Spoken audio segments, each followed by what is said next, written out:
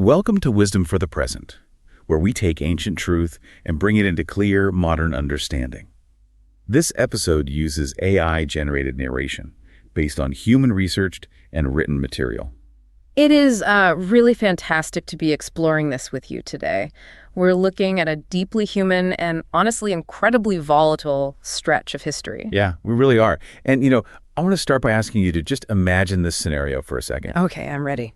You're the leader of a nation, and you're facing down this hostile, invading army of, 1 million soldiers. Which is terrifying. Right. It's a completely impossible scenario. You have zero tactical advantage. So you basically rely entirely on your foundational principles, you trust in a higher power, and miraculously you survive. You actually win. A total upset victory. Exactly. But then fast forward a few decades, you're facing this, minor border dispute. It's a fraction of the threat. But instead of relying on those same principles, you completely panic. Yes, you empty your national treasury and you just pay off a foreign mercenary to handle it for you. Which makes absolutely no logical sense. It makes zero sense. Why do we trust our core principles in an existential crisis, but completely abandon them for, cheap pragmatism in our daily lives? That is the million-dollar question. It really is. And today, we are answering that question and so many others by doing a focused deep dive into the book of Second Chronicles. Specifically chapters 10 through 28, right? Right.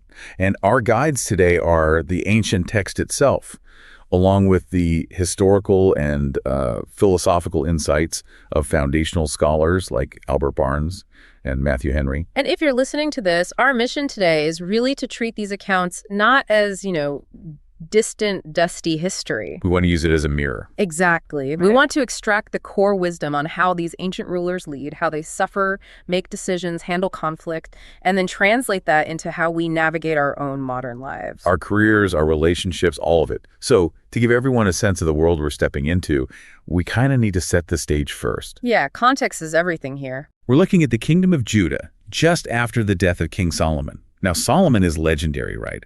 His reign was this golden era. Immense wealth, unprecedented peace. And the construction of that breathtaking temple in Jerusalem. But he leaves behind a really complicated legacy. Extremely complicated. I mean, to understand the psychological and political weight of this exact moment, you have to look at the economic reality of that so-called golden era. Because it wasn't golden for everyone, was it? Not at all. Solomon built incredible things, yes, but he financed those massive infrastructure projects through brutal taxation. And forced labor, right? Yeah, a system known as a corvée. He essentially drafted his own citizens to work in the quarries and forests. Wow. So while the capital city was just dripping in gold, the working-class citizens in the tribal territories were exhausted. They were overtaxed and pushed to their absolute breaking point. So it's basically a powder keg. And that powder keg is exactly what Solomon's son, Rehoboam, inherits. Which brings us to this incredibly tense transition of power in chapter 10. Right, so Rehoboam goes to a city called Shechem to be made king, but the people are waiting for him. They're led by a man named Jeroboam, and they essentially form a massive labor union. That's a great way to put it. And they lay out a very clear, very reasonable demand. They say, your father made our yoke grievous, lighten the load, and we will serve you. It is a defining crisis of leadership right out of the gate. And initially, Rehoboam does something quite intelligent. He doesn't answer them right away. Right. He doesn't just react. He asks them to give him 3 days and come back. He creates a cooling off period. Which is smart. And during those 3 days, he goes to the elders, the seasoned older counselors who had advised his dad. The guys who had actually seen how the sausage was made. Exactly. They knew the economy, they knew the people's breaking point, and their advice is just a masterclass in servant leadership. They tell him, if you're kind to these people and speak good words to them, they'll be your servants forever. They're essentially telling him to absorb the immediate hit to his ego for the sake of long-term loyalty. But he completely rejects it. This is where we see the mechanics of hubris in action. He abandons the seasoned advisors and turns instead to his peers. The young guys who had grown up with him in the palace. Right. These are guys who have never known a day of hard labor, who have lived entirely in the bubble of royal privilege. And their advice is the exact opposite of the elders. They tell him to double down. They say, and this quote is just wild, they tell him to go out there and say, my little finger is thicker than my father's waist. It's so aggressive. My father chastised you with whips, but I will chastise you with scorpions.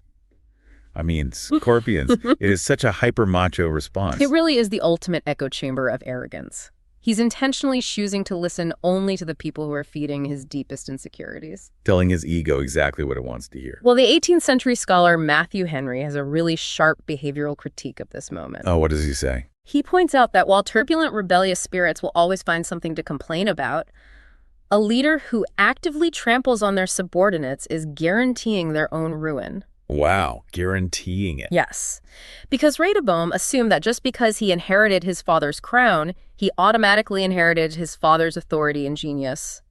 But he didn't. He definitely didn't. Henry concludes that moderate counsels are generally wisest and best. By completely dismissing that moderate counsel, Rehoboam creates a permanent fracture. The 10 northern tribes rebel. Exactly, and the unified nation of Israel is broken, and it's never put back together. I see this dynamic play out so often today, you know. Think about a newly promoted manager who comes into a company, or a new director taking over a department. They feel that intense internal pressure to prove they're the boss. Yes, they come in hot. Yeah. They issue sweeping mandates. They cancel flexible work policies. Yeah. They demand rigid compliance. They want to project absolute dominance. And in doing so, they instantly alienate the best people on their team. Right. Let me ask you this, though. Why is it so psychologically difficult for us to accept moderate counsel? Like, why does gentleness feel like a threat to our authority when we step into a new role? Because, honestly, gentleness requires vulnerability, and vulnerability is terrifying when you feel out of your depth. That makes a lot of sense. When you're insecure in a new position of power, the easiest way to mask that insecurity is with force. You mistake rigidity for strength. Which is exactly what Rehoboam did. He did, but we do need to exercise some historical discernment here. The ancient world of the Near East was governed by absolute monarchs. It wasn't a modern democracy or a corporate boardroom. Right, the rules were different. And historically speaking, Rehoboam wasn't entirely toothless. Albert Barnes points out in his historical notes that Rehoboam actually had the immediate capability to enforce his will. He immediately drafts an army, right? He does. Barnes notes he quickly mustered 180,000 chosen warriors from the tribes of Judah and Benjamin to march north and crush the rebellion. That is an immense amount of hard power. But the enduring lesson here is that hard power cannot compensate for a lack of soft skills. His complete absence of empathy and emotional intelligence cost him the empire. Interestingly, when he gathers that massive army, a prophet named Shemaiah intercepts him. He says, "Do not fight against your brothers. This thing is from God." And Rehoboam actually stands his army down. Which is surprising. You'd think the guy who threatened them with scorpions would just charge ahead. But you kind of get the sense from the text that he only obeys because he's terrified. Not because he's suddenly enlightened. Exactly. He spends the next several years building heavily fortified cities, storing up food, oil, and shields. He becomes incredibly defensive and isolated. So for the listener tuning in, how do we practically apply Rehoboam's massive failure to our own lives? I think we can implement what we should call the 3-day rule. Because the only smart thing Rehoboam did in this entire debacle was asking for that 3-day pause. The pause was brilliant. It's the execution that failed. Right. So when you are faced with a highly charged interpersonal conflict or a massive demand from your team or a high-stakes ultimatum in your family, take 3 days. Do not react in the heat of the moment when your amygdala is just screaming at you to fight or flee. Give yourself a cooling off period. But the critical part of the 3-day rule is what you do during those 72 hours, right? Precisely. Mm-hmm. Use that time to deliberately seek out wise, experienced counsel. Do not go to the friends who are just going to stroke your ego. The ones who validate your anger and tell you to drop the hammer. Exactly. Seek out the people who have absolutely nothing to gain by flattering you. Find the mentors who have the courage to tell you the hard truth about the strategic value of gentleness. I think that's incredibly actionable. And just to briefly close the loop on this initial era of fracture, we see Rehoboam's son, Abijah, eventually take the throne. And Abijah actually does go to war against the northern kingdom. He does. He takes an army of 400,000 men and faces off against 800,000. He's outnumbered 2-1. But instead of relying purely on military tactics, Abijah stands on a mountain. He gives this sweeping, passionate speech. Yeah, about relying entirely on the foundational values and the God of his ancestors. The northern army sets up an ambush behind him, but despite being surrounded, Abijah wins this decisive, miraculous victory. It creates a fascinating thematic contrast right at the beginning of the chronicle.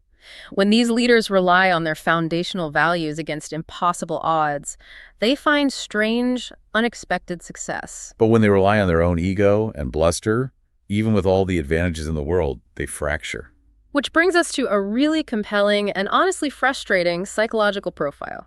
You'd think the next generation would learn from these extremes. And initially, it seems like they do. We're moving to Abijah's son, King Asa. Chapters 14 through 16 cover his life. Now, Asa is what we might call the half-hearted reformer. So he starts out looking like an absolute visionary. He takes away the foreign altars, he cuts down the idols, and he commands the people to seek their core ethical roots. Because of this, the text says the nation enjoys 10 years of absolute peace. And he is highly strategic with that decade of peace. He tells the people, the land is yet before us. Right, yeah. He doesn't view peace as a time to just lounge around. He views it as an opportunity to build infrastructure. He builds fortified cities with walls, towers, gates, and bars. He's proactively preparing for the storms he knows will eventually come. And thank goodness he did. Because the quiet ends with a literal earth-shaking threat. Sisera, the Ethiopian, marches against Judah. And the numbers the text provides here are just staggering to think about. An army of 1 million men, backed by 300 chariots.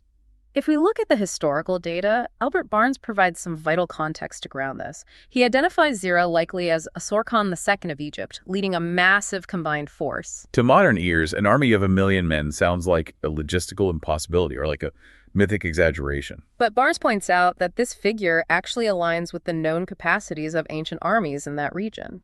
Darius brought over 1 million men to the Battle of Gaugamela, for instance. And Xerxes crossed into Greece with an invasion force well over 1 million combatants. Right, this is not a local skirmish. This is a threat of existential, civilization-ending proportions. It's a wall of humanity marching toward Jerusalem. And Asa's response is one of the most remarkable moments of leadership in the text. He doesn't hide behind the walls he just spent 10 years building. He marches his army out to the valley. He looks at this literal sea of 1 million hostile soldiers. And instead of negotiating a surrender, he prays. He says, Lord, there is no one besides you to help between the mighty and him who has no strength. Help us, Lord our God, for we rely on you. It's total surrender to the divine. And the result, the 1 million-man army is completely routed. Asa wins. This is the absolute peak of Asa's faith and character. He experiences total deliverance. Following this victory, he leads the nation into a massive, joyful covenant renewal. The people take an oath with trumpets and shouting. Asa is so uncompromising in his ethics at this point that he even deposes his own grandmother, Maacah, from her position as queen mother. Wait, his own grandmother? Yes, because she constructed an idol. He prioritizes his core principles over his own bloodline. He is zealous, focused, and deeply faithful. But then we hit the paradox, the event that inspired my question at the very beginning of this deep dive. Fast forward to the 36th year of Asa's reign. Baasha, the king of the northern kingdom of Israel, starts a border conflict. He comes down and begins fortifying a city called Ramah to act as a blockade. He's trying to choke off Asa's trade routes and prevent anyone from defecting to the south. Now, let's be clear. Baasha's army is a tiny fraction of the size of the Ethiopian army Asa defeated decades earlier. It is a manageable geopolitical problem. It's an annoyance compared to an existential threat. And how does the great man of faith respond? He loses his mind. He goes into the temple, strips it of its silver and gold, empties the royal treasury, and sends all of it to Ben-Hadad, the king of Syria. His message to the Syrian king is essentially, here is a massive bribe. Please break your treaty with Baasha and attack his northern border so he gets distracted. It is pure, cynical political manipulation. And we must acknowledge, from a purely pragmatic standpoint, the tactic actually works. Ben-Hadad accepts the bribe, attacks Israel's supply lines, and Baasha is forced to stop building the blockade. Asa even swoops in and steals all the building materials Baasha left behind to construct his own cities. If you were just looking at a spreadsheet, you'd call it a strategic win. But let me push back here. Let me play devil's advocate for Asa. Okay, go for it. Why is this treated as a tragedy? It worked. He solved the problem without shedding Judean blood. Why are we so critical of him using his wealth and diplomacy here? Especially when you compare it to a guy like Rehoboam who wanted to use scorpions, right? Exactly. Well, it's because of what it reveals about the decay of his internal character. It brings us back to the friction between pragmatism and principles. Matthew Henry has an analysis of this, doesn't he? His analysis is brilliant. Henry argues that past success, paradoxically, breeds dangerous self-reliance. When Asa faced 1,000,000 men, he knew he was completely mathematically powerless. He had zero leverage. So he had no choice but to rely on his faith. But when he faced Baasha, he looked at his treasury, he looked at his diplomatic ties, and he thought, I have leverage. I can handle this myself. That is such a piercing insight into human nature. Our hearts deceive us. We trust God or our highest moral principles when we're totally out of options. But the absolute second we think we have enough money or enough influence, We abandon those principles for whatever pragmatic shortcut will make the pain go away. precisely. Asa divorces his practical problem from his ethical foundation, and God sends a seer named Hanani to confront him about this disconnect. Hanani tells Asa, because you relied on the king of Syria and have not relied on the Lord your God, you have done foolishly. He essentially asks Asa, did you forget the Ethiopians? Did you forget the 1,000,000 men? And Asa's reaction to this constructive criticism is horrifying. He doesn't repent. He flies into a rage. He is so furious at being called out for his ethical compromise that he takes Hanani and throws him into prison. He literally puts the truth in a cage because it bruised his ego. And this spiritual decay physically manifests at the end of his life. He develops a severe disease in his feet. But the chronicler adds this incredibly chilling symbolic detail. It says, yet in his disease he didn't seek the Lord, but just the physicians. That phrase encapsulates his entire tragedy. He relies entirely on the material, the pragmatic, the transactional. I think this is where modern listeners might really squirm. Because we love the physicians, we love experts, data, pragmatic solutions. If I have a foot disease, I'm going to a podiatrist, not just praying about it. Right. So what is the translation here? Is the text anti-medicine? Not at all. The fatal flaw is in the word just the physicians. Asa's sin was his exclusivity to the material world. He treated his physical and political problems as if they had no spiritual or ethical dimension. He walled off his values from his daily reality. We can frame the practical takeaway here as the dual approach. Walk us through how to apply the dual approach. So think about the biggest crisis you are facing in your life right now. Maybe it's a failing business, a severe health diagnosis, or a fracturing marriage. Are you relying purely on the physicians? Meaning, are you only looking at spreadsheets, legal strategies, or medical interventions? While completely ignoring the moral, relational, or spiritual rot that might be underlying the issue. True wisdom requires addressing both. You need the doctors, yes. You need the accountants. But if you try to solve a profound human crisis using only pragmatic tools while abandoning your core principles, you end up like Asa, bitter, compromised, and diseased. That hits hard. It really challenges the modern obsession with the quick fix. It really does. Let's move forward now to a completely different kind of trap. Asa dies a paranoid, compromised man. His son, Jehoshaphat, takes the throne. And we cover his story in chapters 17 through 23. Now, you would think Jehoshaphat would look at his father's isolated final years and vow to do things differently. And initially, he does. He is, for the most part, an incredibly proactive, brilliant leader. He doesn't just rest on tearing down idols. He realizes that you can't just mandate morality from the top down. You have to educate the people. So he sends his princes, along with Levites and priests, out into all the cities of Judah with the book of the law. It is a remarkable nationwide civics and literacy campaign. Jehoshaphat understands that a society's strength lies in the shared values of its citizens. Furthermore, he establishes a robust ethical infrastructure. He appoints judges in all the fortified cities and gives them a profound charge. He says, consider what you do, for you don't judge for man, but for the Lord. He's telling the judiciary that their ultimate accountability isn't to the king's mood, but to a higher objective truth. Because he builds this ethical foundation, the nation thrives. He amasses huge wealth, his military might grows, and a genuine dread falls upon the surrounding nations. They don't even attempt to make war with him. He builds a veritable utopia. But then we hit the turning point. Chapter 18, verse 1. Now Jehoshaphat had riches and honor in abundance, and he allied himself with Ahab. For those who might not know the lore, Ahab is the king of the northern kingdom of Israel. And he and his wife Jezebel are basically the archetype of corruption, political assassination, and ruthless idolatry. They are the absolute antithesis of everything Jehoshaphat has just spent years building in Judah. So why on earth does he do it? He decides to form an alliance through marriage. He marries his son, Jehoram, to Ahab's daughter, Athaliah. He even travels north to visit Ahab in Samaria.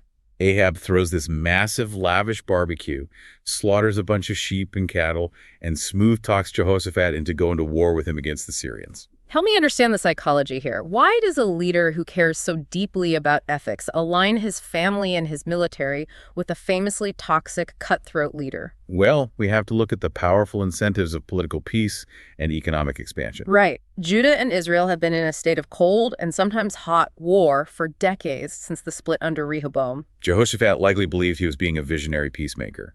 By allying with Ahab, he secures his northern border. Moreover, a unified front makes massive economic sense. In fact, later in his life, Jehoshaphat tries to partner with Ahab's successor to build a fleet of merchant ships. To go to Tarshish and essentially dominate international maritime trade. Oh, and how does that maritime venture work out for him? Terribly. The ships are wrecked and broken before they even leave the port. A prophet tells him explicitly, "Because you have joined yourself with Ahaziah, the Lord has destroyed your works." The universe literally sinks his ships because of the partnership. I look at this like a corporate merger, you know. You have a company with an amazing, healthy, value-driven culture, and they decide to merge with a massive, ruthless competitor that has a toxic churn and burn culture. The good company thinks, we'll influence them, our good culture will rub off on them, plus the market share we gain will be incredible. But what actually happens? It's like pouring a single drop of deadly poison into a well of pristine, clean water. The clean water doesn't magically purify the poison. The poison irrevocably ruins the water. That is the exact metaphor Matthew Henry uses when critiquing Jehoshaphat's alliance. Henry points out that you cannot deeply partner with toxicity and remain immune to it. Jehoshaphat wanted the economic and political benefits of Ahab's empire, but he arrogantly believed he could keep the moral contagion out of his own house. But by marrying his son to Ahab's daughter, he introduced a dormant virus directly into his lineage. And the fallout is just breathtaking in its brutality. It plays out like a Shakespearean tragedy. Jehoshaphat eventually dies. His son Jehoram takes the throne. Jehoram is married to Athaliah, Ahab's daughter. And what is the very first executive action Jehoram takes upon gaining power? Having been deeply influenced by the ruthless political philosophy of his wife's family, he takes a sword and slaughters all 6 of his own brothers. Just to eliminate any potential rivals.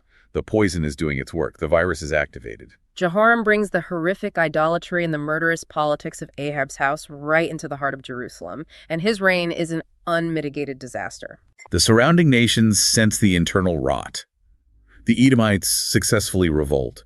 The Philistines and Arabians invade and literally carry away all of Jehoram's wives and sons. Leaving only his youngest boy. It's an absolute collapse of the state.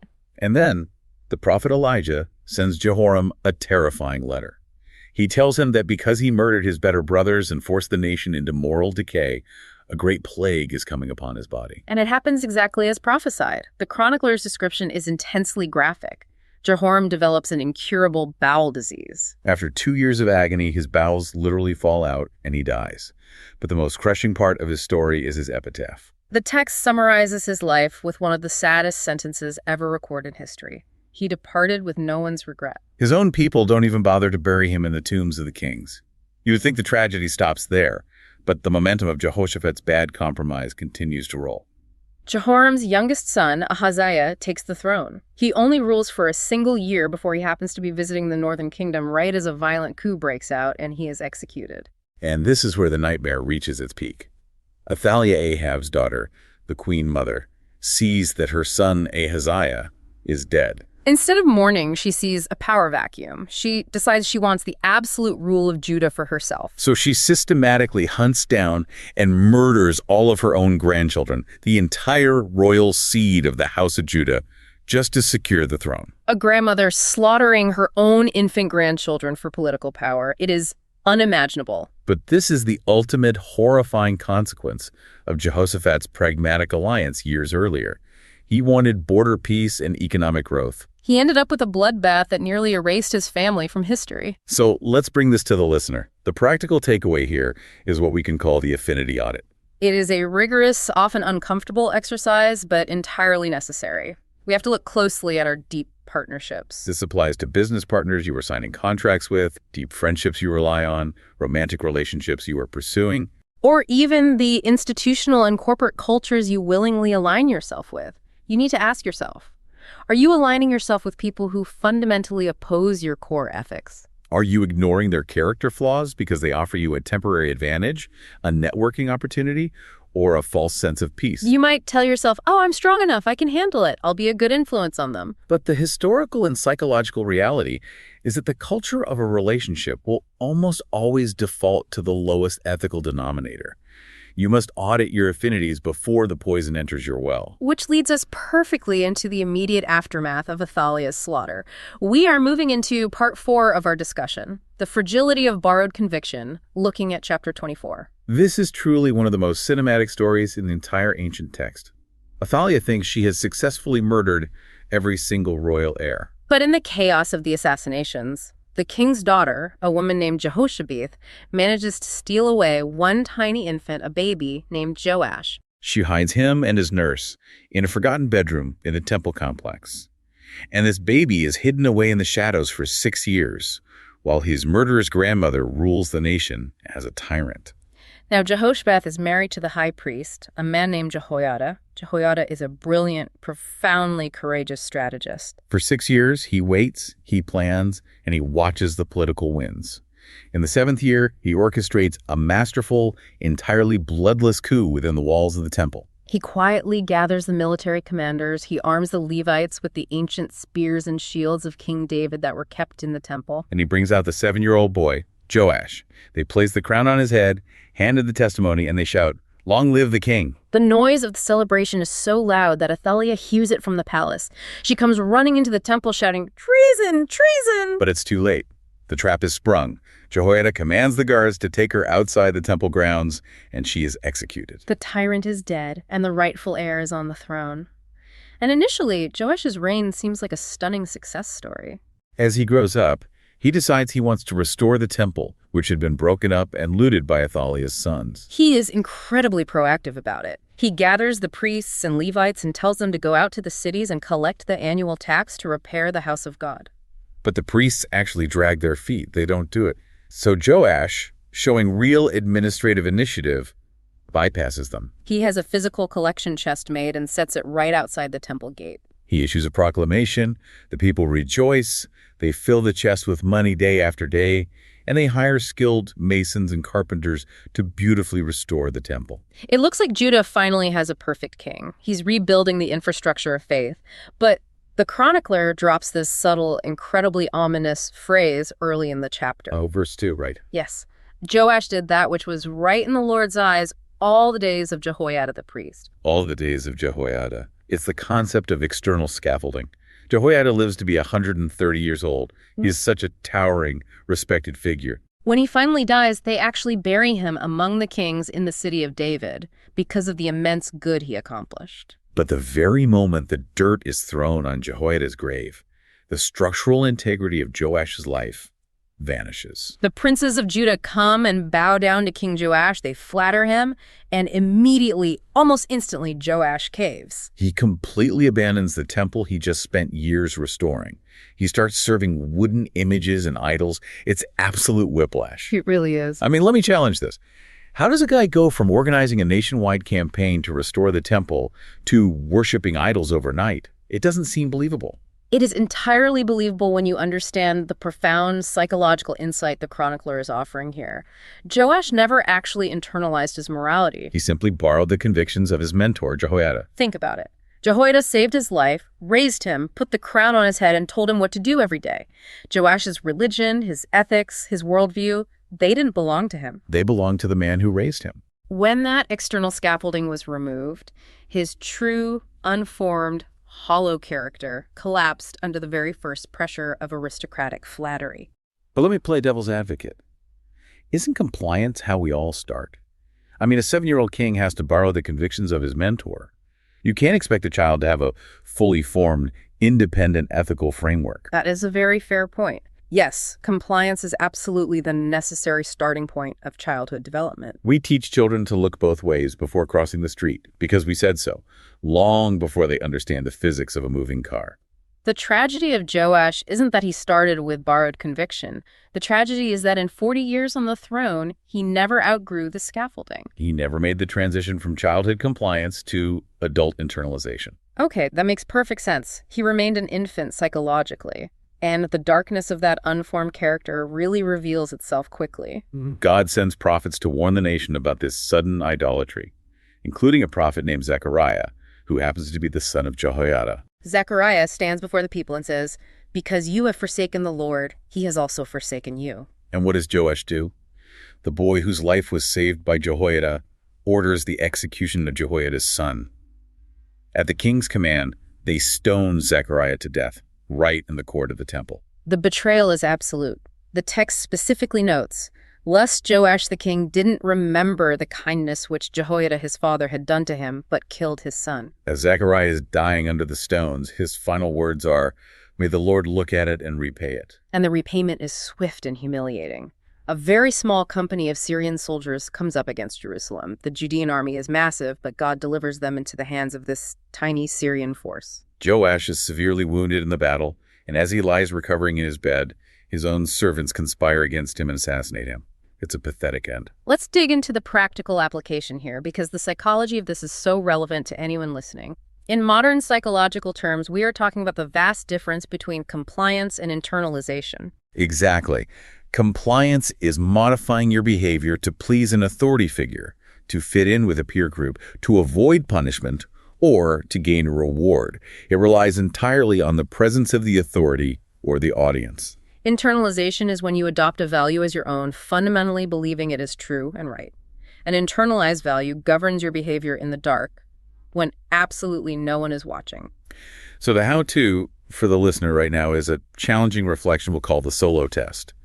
You need to ask yourself a very uncomfortable question. What do I do when my primary mentor, my boss, my parents, or my accountability partner leaves the room? It's a vital diagnostic for your own character. You have to practice identifying core values that you hold entirely on your own, independent of your social circle's expectations. If your professional ethics, your religious devotion, or your political stances are just a performance for a Jehoiada in your life, if you are just reading someone else's map, you are incredibly fragile. You are exactly one life transition away from a total moral collapse. That is a sobering thought. Okay, let's keep moving. We are entering a new thematic section covering chapters 25 through 27, looking at two kings, Amaziah and his son Uzziah. These are leaders who were destroyed by a completely different mechanism. They aren't ruined by failure or fear.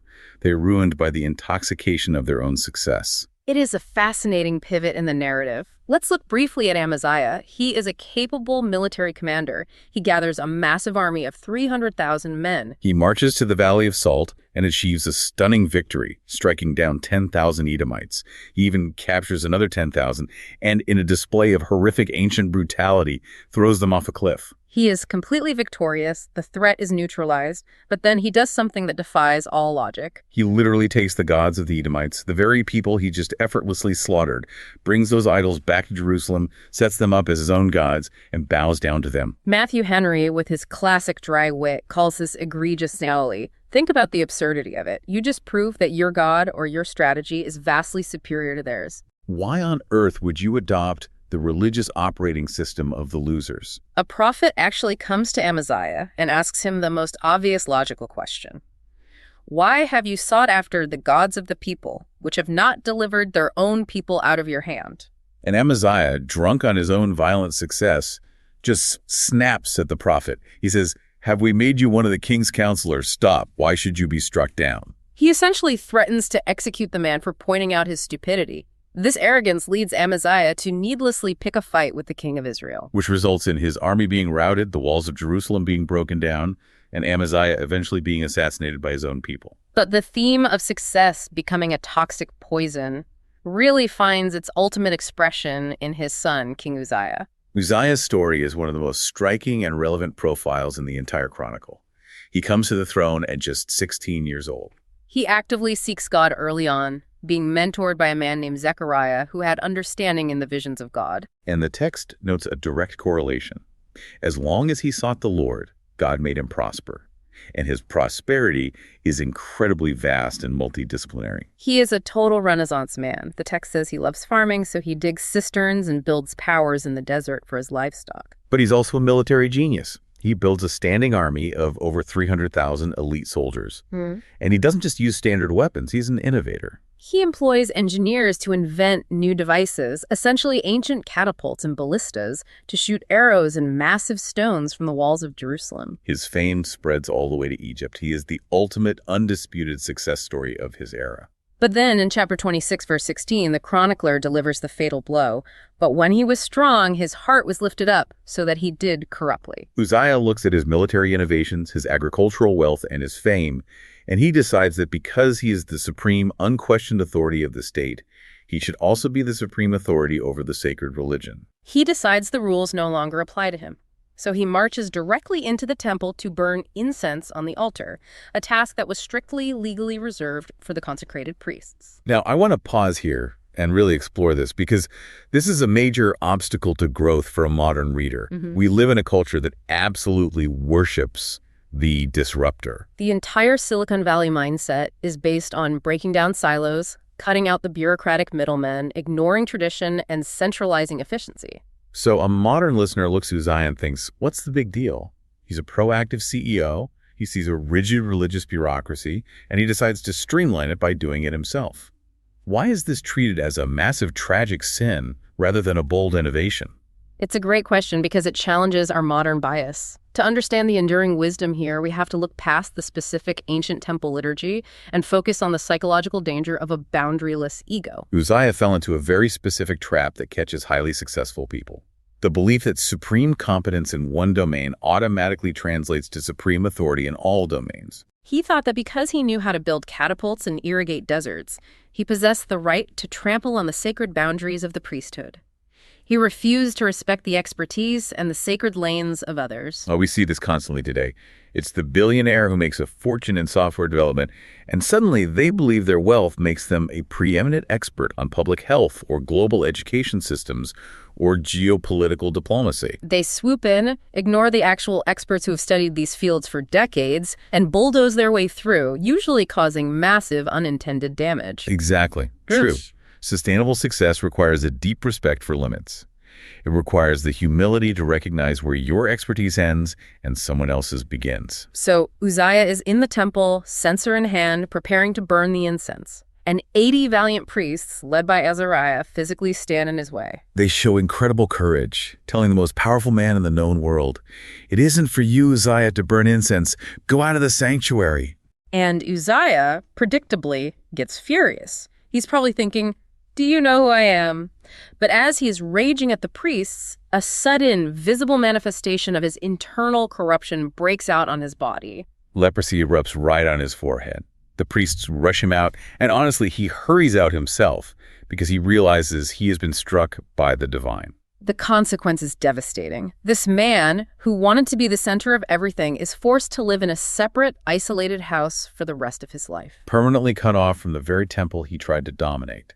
His son Jotham has to take over the administration of the government while Uzziah rots in quarantine. It is a tragic end to a brilliant mind. So how do we apply this? We can call this practice the success check. I like that, the success check. What does that look like in practice? For the listener, I want you to imagine yourself at the absolute peak of your success. Your career is flying, your investments are returning, you are the smartest, most powerful person in your particular room. In that moment of maximum strength, who are the valiant priests in your life? Who are the people who have the permission, the relational access, and the raw courage to stand in front of you and say, "You are overstepping your bounds, you are wrong, you need to stop"? That is the ultimate test of leadership. If you have structured your life and your organization so that no one is allowed to correct you, if you fire anyone who questions your brilliance, you are already on the path to becoming a leper in your own kingdom. You're isolating yourself through your own unchecked ego. Which brings us to our final section today, the anatomy of ruin. We are looking at chapter 28, the reign of Uzziah's grandson, King Ahaz. If Uzziah represented the intoxicating peak of worldly success, Ahaz represents the absolute rock bottom of moral, spiritual, and national decay. The chronicler doesn't pull any punches with Ahaz. It is a bleak, horrifying chapter. Ahaz doesn't just tolerate a little idolatry, he dives headfirst into its most abhorrent practices. He makes molded images for the balls, and he actually burns his own children in the fire as a sacrifice to foreign gods. He completely abandons the sanctity of human life. And because of this absolute moral collapse, the protective layer over the nation vanishes, and Judah is decimated. The king of Syria attacks and carries away a huge number of captives. Then, the northern king of Israel, Pekah, attacks and inflicts a catastrophic defeat. The numbers recorded here are staggering. Pekah kills 120,000 valiant Judean warriors in a single day, and the Israelite army takes 200,000 women, sons, and daughters captive, intending to march them back to Samaria and subjugate them as slaves. It is an absolute bloodbath, a national nightmare. But right in the middle of this dark, violent chapter, the chronicler inserts this incredible, almost blinding moment of grace. Can we talk about the prophet Oded? It is genuinely one of the most stunning, unexpected moments of human mercy in the entire ancient text. The victorious Israelite army is marching back to Samaria, flush with victory, dragging 200,000 traumatized Judean captives behind them. And a prophet named Oded walks out to intercept this massive, blood-soaked army. He doesn't congratulate them on their tactical brilliance. He confronts them. He says, "Because the Lord was angry with Judah, he has delivered them into your hand, and you have slain them in a rage which has reached up to heaven." He tells them that their violence has crossed a cosmic line. And he points out their hypocrisy. Now you intend to degrade the children of Judah as slaves. Aren't there, even with you, sins of your own against the Lord your God? He commands them to release the captives immediately. And the most shocking part of the story is that the military leaders actually listen to him. Certain heads of the tribe of Ephraim stand up to the soldiers returning from the war and say, "You shall not bring the captives in here." They recognize that adding slavery to the slaughter will bring guilt upon themselves. So the armed men leave the captives and the plunder. But they don't just leave them to fend for themselves in the wilderness. The text says these leaders took the captives, clothed the naked among them with the plunder, gave them shoes, fed them, gave them drink. They anointed them with oil, put the feeble ones on donkeys, and personally escorted them back to their borders at Jericho. It is the parable of the Good Samaritan, played out on a massive national scale, centuries before Jesus ever told the story. It is a profound historical demonstration that even in the darkest, most violent, politically divided times, ethical courage and fundamental human mercy can suddenly interrupt the cycle of destruction. It's a beautiful moment, but tragically, this incredible display of mercy does absolutely nothing to change the heart of King Ahaz. He learns nothing. He is under attack from all sides. The Edomites are invading from the east. The Philistines are capturing cities in the lowlands. His nation is collapsing. And instead of looking inward, instead of humbling himself and asking where he went wrong, what is his strategy? He empties the temple and the royal treasury once again and sends messengers to the king of Assyria, Tilgath-Pilneser, begging for military intervention. He essentially invites the biggest, most ruthless shark in the geopolitical ocean into his swimming pool, hoping the shark will eat his enemies and leave him alone. But as the text dryly notes, the king of Assyria came to him, but gave him trouble and didn't strengthen him. The Assyrian king takes all the wealth Ahaz offers, drains Judah's resources, but provides no actual military relief. Ahaz bankrupts his own nation to pay off a bully who is just exploiting his desperation. And then, in the depths of his distress, Ahaz does the most mind-boggling, psychologically twisted thing of all. He looks at the Syrians who had defeated him earlier in his reign. And he reasons to himself, because the gods of the kings of Syria helped them, I will sacrifice to them that they may help me. This is the ultimate ruin of the human operating system. Ahaz completely, fundamentally misreads the source of his pain. He looks at his enemies and thinks they are strong because of their toxic, violent methods. Therefore, he concludes that if he wants to be strong, he must adopt their toxic, violent methods. Matthew Henry captures the tragic irony of this moment perfectly. Henry writes that Ahaz mistook the author of his trouble and his help. Ahaz believed his trouble was purely military, and his help would come from foreign idols. In reality, his trouble was his own moral and spiritual collapse, and his only true help was the God he had violently rejected.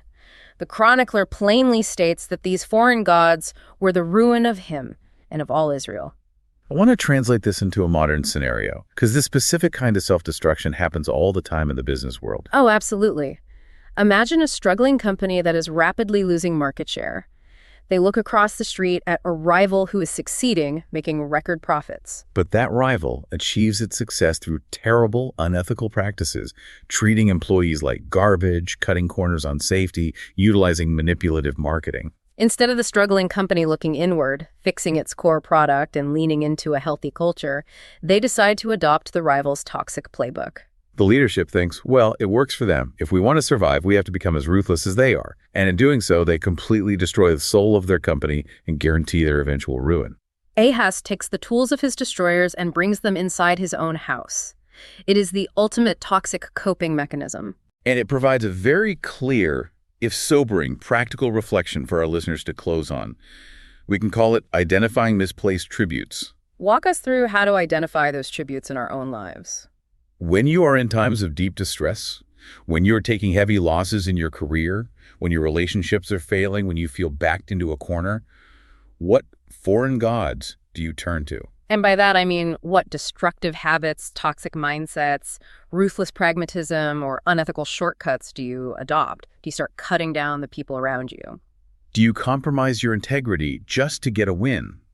You are essentially paying tribute to these destructive forces, hoping they will save you, when historically and psychologically, they are the very mechanisms that will finalize your destruction. That is a heavy, necessary diagnostic. We have to be hyper-aware of what we are sacrificing our core values to when we get desperate. Okay, let's pull all of these threads together.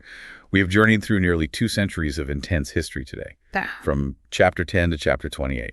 We've seen a vivid mirror of the human condition reflected in these ancient kings. We saw Rehoboam's devastating arrogance, relying on the echo chamber of his peers to project dominance and shattering a kingdom in the process. We saw Asa's strange contradiction, a man who trusted his principles to defeat a million-man army, but surrendered to fear and manipulation over a minor border dispute. We examined the tragedy of Jehoshaphat's compromise, how his desire for economic expansion and political affinity introduced a toxic virus that nearly wiped out his entire family line. We looked closely at Joash, uncovering the extreme fragility of a borrowed conviction that collapses the moment the mentor leaves the room. We analyzed Uzziah's boundaryless ego, where supreme competence in one area morphed into a dangerous refusal to respect the sacred lanes of others. And finally, we saw Ahaz's toxic coping mechanisms, misinterpreting the source of his pain and adopting the very diseases that were actively killing his nation. History is cyclical, and the behaviors of these ancient kings represent the recurring seasons of the human heart. So the provocative thought I want to leave you with today is this. If you look very closely and honestly at your life right now, which king's phase are you currently living in? Are you operating in the arrogant echo chamber of Rehoboam? Are you leaning on the cynical pragmatism of Asa? Are you coasting on the borrowed faith of Joash? And more importantly, having seen exactly how their stories end, how will you choose to write the next chapter of yours? That's the heart of this section. This is wisdom for the present, where understanding leads to clarity, and clarity shapes how we see and live. We'll see you in the next episode.